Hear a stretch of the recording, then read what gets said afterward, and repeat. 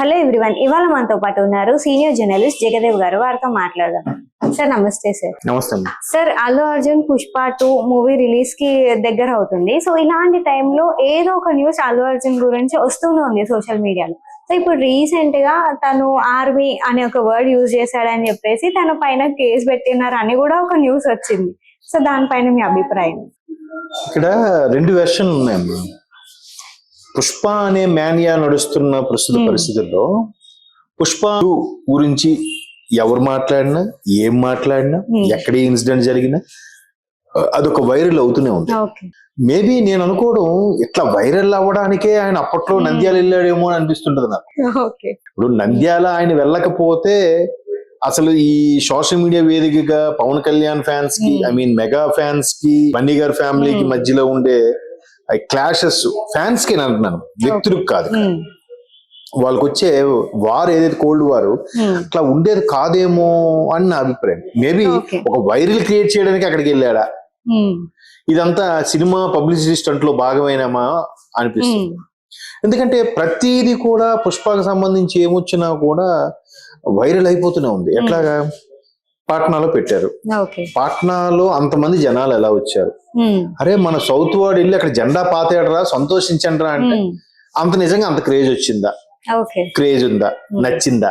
మరి national award వచ్చింది, pan India లెవెల్లో మంచి ఇమేజ్ వచ్చేసింది, అన్ని భాషల్లో కూడా తగ్గేదిలే అని అంటున్నారు, కలెక్షన్స్ కూడా అలాగే వచ్చాయి. జస్ట్ రిలీజ్ చేసి ప్రయత్నం చేద్దాం అనుకున్న వాళ్ళు సక్సెస్ అయిపోయారు.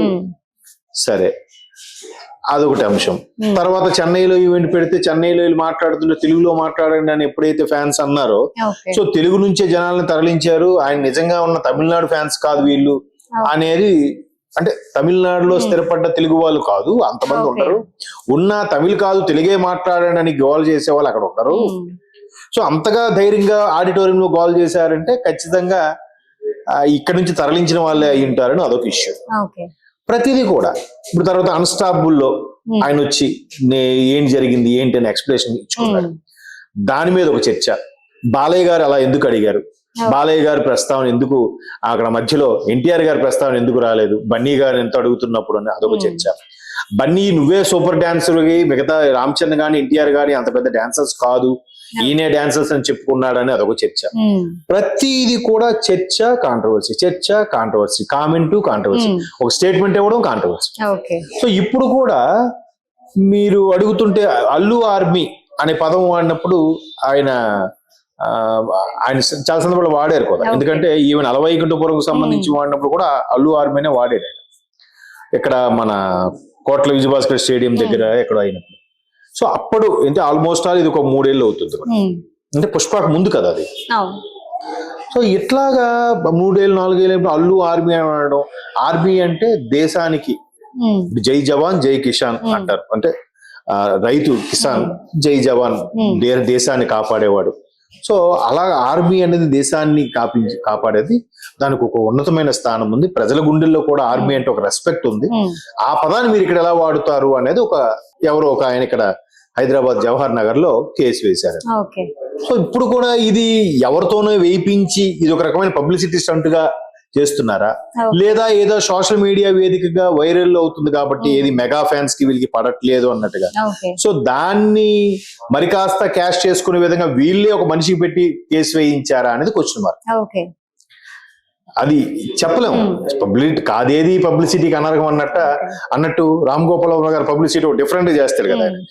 సో ఇప్పుడు కూడా ఆర్జీవిగా మన రాజమౌళి గారు కూడా ఎంత భారీ స్థాయిలో సినిమా తీస్తున్నాడో దానికి రెట్టింపు సంఖ్యలో పబ్లిసిటీ కూడా చేస్తున్నాడు. యూనిట్ సభ్యులతో రకరకాలుగా చేయించడము, ప్రోగ్రామ్స్ చేయించడం, అన్ని చేసి బాహుబలికి చూడండి, అంత భారీ బడ్జెట్ సినిమా తీసిన తర్వాత దాన్ని మళ్ళీ టీములుగా ప్రొడ్యూసర్స్, మ్యూజిక్ డైరెక్టర్స్, ప్రొడక్షన్ వాళ్ళు అందరినీ కలిపి టీములుగా విడగొట్టి మరీ ప్రోగ్రామ్స్ చేయించాడు. తమన్నాతోని, అనుష్కతోని, ప్రభాస్ గారితోని, రానాతోని, వినీత్తో. సో అట్లాగే ఇది కూడా ఒక రకమైన పబ్లిసిటీ స్టంట్ ఏమో, ఇట్లా అనుకుంటే జనాలు మాట్లాడుకుంటారేమో. నిజంగా అల్లు ఆర్మీ అంటే అంత రేంజ్ ఉందా? ఇది సెపరేట్ గా మెగా కాంపౌండ్ నుంచి బయటకు వచ్చేయడానికి అల్లు ఆర్మీ అని పెట్టుకున్నాడా, లేదా అల్లు ఆర్మీ అనే పదం ఇంకెక్కడ వాడకూడదా? చాలా మంది ఆయన ఒక సొంత సైన్యం నడుపుతున్నాడు, ఆయనకు ఒక ఆర్మీ ఉంది అని అంటారు. సో ఆర్మీ ఉందేనన్న పదం అలా వాడడం వల్ల అక్కడ తప్పుగా ఉందా లేదా ఆయన మనోభావం దెబ్బతిందా ఏంటనేది తెలియదు. కేసు వేశారు, ఇది ఎక్కడి వరకు వెళ్తుందో అనేది తెలియదు.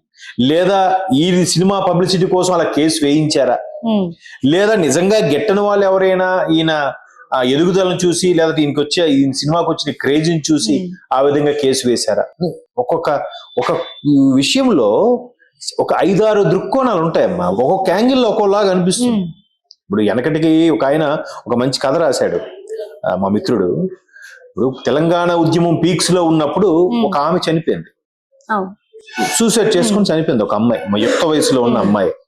సరే ఎందుకు చనిపోయింది? ఫస్ట్ ఒక ఉద్యమకారుడు అన్నాడు మా తెలంగాణ కోసం ఆమె చనిపోయింది అన్నాడు. ఎందుకు? ఉద్యమం బలపడుతుంది అంటే. ఎగ్జాంపుల్ చెప్తున్నా.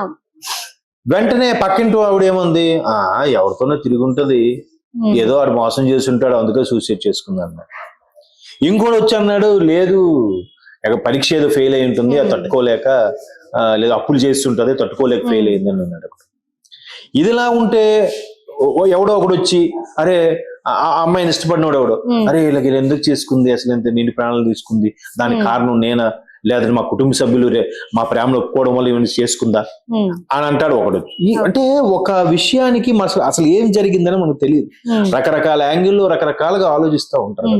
అలాగే ఇక్కడ పుష్ప విషయంలో కూడా ఏ కేసు నడిచినా ఆ చెన్నై ఈవెంట్ విషయం కానీ, పాట్నా ఈవెంట్ విషయం కానీ, లేదంటే ఈయన నంద్యాల వెళ్ళడం కానీ, ఇవన్నీ మొదటి నుంచి చూస్తే అది ఎంత భారీగా ఎక్స్పెక్టేషన్స్ తో భారీ స్థాయిలో వస్తున్న సినిమా కాబట్టి ఈ రేంజ్ లో పబ్లిసిటీ అవసరం కాబట్టే వీళ్ళు ముందు నుంచి కూడా గ్రౌండ్ వర్క్ చేసుకొని వచ్చారా అనే డౌట్ అయితే నాకు ఉంది. అంతే కదా, ప్రతిదీ అలాగే వినిపిస్తుంది. ఏది విన్నా పుష్ప మేనియా, పుష్ప సినిమా టికెట్లు పెరిగాయి. మొన్న ఎవడో పెట్టాడు ఇండియాలోనే హైయెస్ట్ పెయిడ్ రెమ్యునరేషన్ ఎవరంటే బన్నీకి 300 కోట్లు అంట. 300 కోట్లు వేసుకునే కోట్ల లేదా నిజంగా 300 కోట్ల రూపాయల. తర్వాత ఇది దంగల్లు, బాహుబలి, లియో, జైలరు వీటన్నిటిని దాటేస్తుందా అది అలా పక్కన పెడితే. నిన్న మళ్ళీ వచ్చిన వైరల్ వార్త ఏంటంటే పుష్ప సినిమా ఏ స్థాయిలో కోట్లు కలెక్షన్స్ తెస్తుంది, 1000 crores క్లబ్ లో చేరుతుంది, అది కానీ ఇప్పటికున్న రికార్డ్స్ తుడిచిపెట్టుకునే స్థాయిలో కలెక్షన్స్ చేస్తుంది అని బెట్టింగ్స్ కూడా నడుస్తున్నాయంట. ఆ బెట్టింగ్సే ఇప్పుడు మీరు నేను ఉన్నారు కొలీగ్స్, పుష్ప హిట్ అయితే నేను కూల్ డ్రింక్ ఇస్తాను, మీరేమంటారు పుష్ప హిట్ అయితే నేను మీకు సమోసా చాయ్. ఇట్లాగా చిన్న చిన్నగా స్టార్ట్ అయినవి పెద్ద పెద్ద 1000, 10,000, 1,00,000, 10 లక్షలు ఇవిలా కలిపితే సుమారుగా తెలుగు రాష్ట్రాల్లోనే 450 కోట్ల బెట్టింగ్ నడుస్తుందండి అంతా కలిపి. సో అంటే ఇదంతా సినిమా హైప్కి మంచిదే, కానీ ఇందులో వాస్తవం ఏదో అవాస్తవం తెలియట్లేదు. సోషల్ మీడియాలో వార్త వచ్చిందని కానీ అందరూ ఏమంటున్నారు, మొన్నప్పుడు చూశాను నిజమేనా, ఫ్రెండ్స్ కూడా ఒరే మొన్న ఎక్కడో యూట్యూబ్ లో చూశాను రా నిజమేనా, చూశాను రా నిజమేనా అని అడుగుతున్నాడు. అక్కడ అట కదా బన్నీ ఇలా వెళ్ళాడట కదా అన్నాడట కదా. అంటే యూట్యూబ్ వార్త అనేసరికి ఎవరికి నమ్మకం కుదరట్లే ఇలాంటి వార్తల వల్ల కూడా. సో ఇది ఒక రకం పబ్లిసిటీ స్టంటా లేదా నిజంగా కేసు వేశారా అనేది తెలియదు. ఒకవేళ ఆ కేసు ఎంతవరకు నిలబడుతుందో, ఆర్మీ అనే పదం వాడొచ్చా వాడకూడదు అనేది మనకి అంతగా లా గురించి ఐడియా లేదు కాబట్టి నెక్స్ట్ ఫర్దర్ గా